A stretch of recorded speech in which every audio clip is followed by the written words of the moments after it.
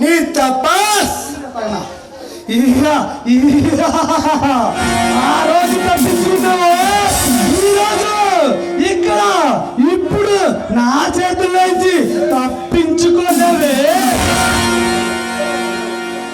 రే దుర్మార్గుడా, అన్యాయంగా ఒక ఆడపిల్లని ఇలా కిడ్నాప్ చేయడం మగతనం అనుకుంటున్నావా?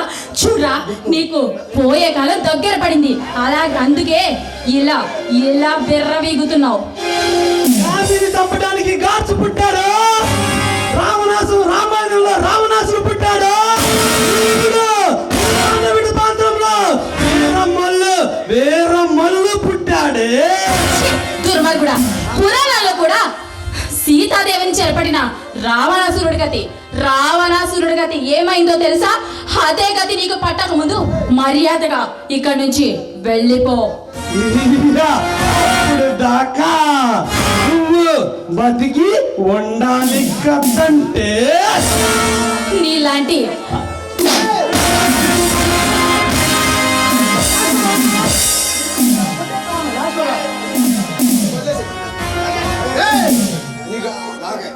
స్మగ్లింగ్ వ్యాపారం చేస్తూ అండదండాలు చేస్తున్నా మీ గూడు పుట్ట రాజ్యాంధ్రాల్ని తొనకలు చేసి ఈ కొండవేడు సింహానికి రక్తాభిషేకానికి ఈ రక్త తర్పణ చేసావరా.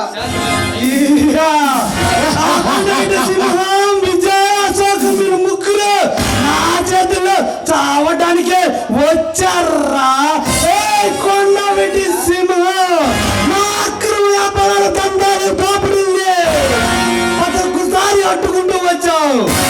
సహించా, భరించా, ఓర్చుకున్నా, టైం చూసి టైం కోసం చూస్తూ ఉన్నా. కొండవెట్టి సింహంలో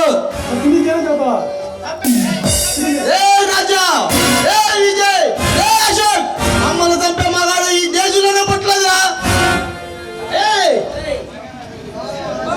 దుర్మార్గులారా, మీలాంటి వాళ్ళు ఈ సమాజం చేడపరుగులు మారిన రోజు మిమ్మల్ని అంతం చేయడానికి కొండవేడి సింహంలో బయటకు వచ్చి మిమ్మల్ని అవతరించడానికి యుగ తరాల నుంచి వస్తున్నా ఈ దోపిడీ దొంగతనాల్ని అంతం చేయడానికి కొండవేడి సింహం రూపంలో వచ్చావురా. ఈ కొండవెట్టి సింహానికి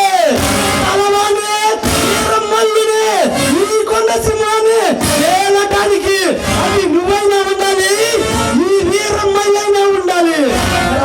పేల్చుకున్నా ఈ కొండవేడి సింహాలు ఎదిరించే మగారు భూమి మీద పుట్టలేదురా.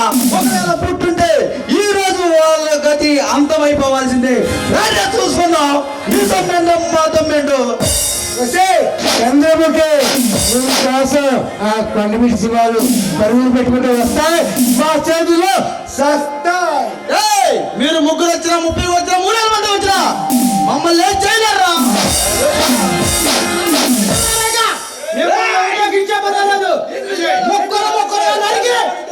ఆ కొండవేడి ప్రాంతంలో ఉన్న అమ్మవారి తల్లికి మిమ్మల్ని భరిస్తానికి కలియుగం సిద్ధమయ్యావరా.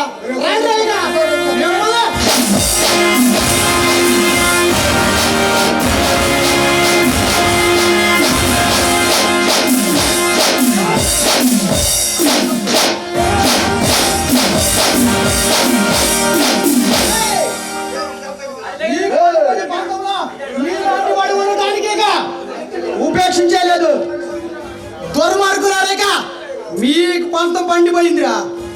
ఈ కొండవేడి ప్రాంతానికి రారాజులు